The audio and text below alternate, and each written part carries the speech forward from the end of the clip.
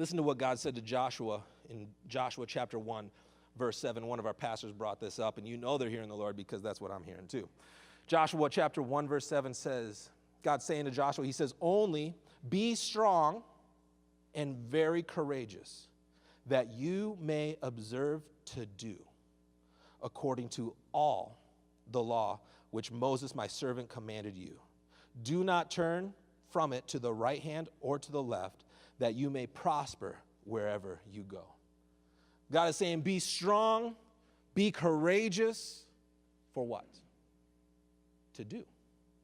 Be strong, be courageous to do.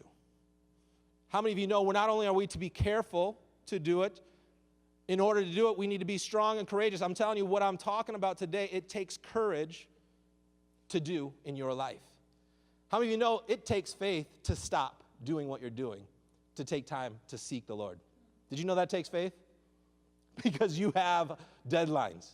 You have assignments, and your mind will say, I can't stop. I can't let my foot off the gas, because if I do that, I'm not going to meet all these things. But the Bible and Jesus, everywhere throughout, you see the opposite. Seek first the kingdom.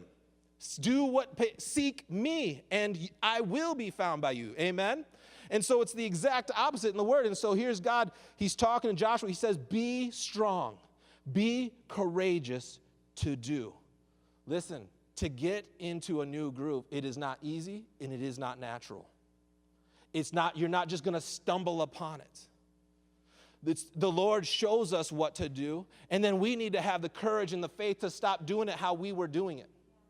To stop relying on our own understanding, right? You guys with me this morning? Anybody else guilty of this? We have our own strategies. We have our own plans, our own desires.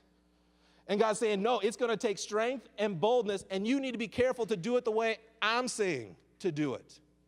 We're talking about living in purpose. And so most people, we hear messages like this.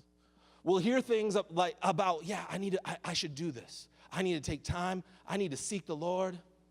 I need to do it His way. But most people never actually end up doing it because it's not easy. This is hard. This is hard